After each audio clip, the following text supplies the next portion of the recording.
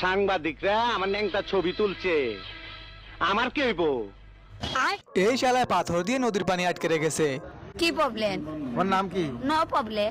নাম কি? তুই কি আমারে ফুটপাতের মাস্তান ভাবছস?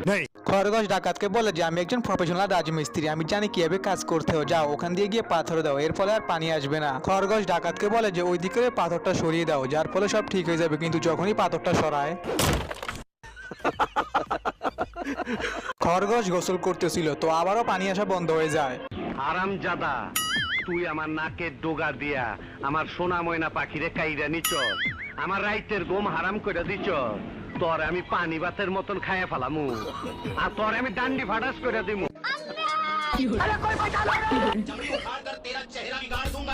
তখনই খরগোশ আসে ডাকাতকে বাঁচানোর জন্য। ও সরি, ডাকাতকে বাঁচানোর জন্য না, বরং নদীর বাঁধ ভেঙে দেওয়ার জন্য।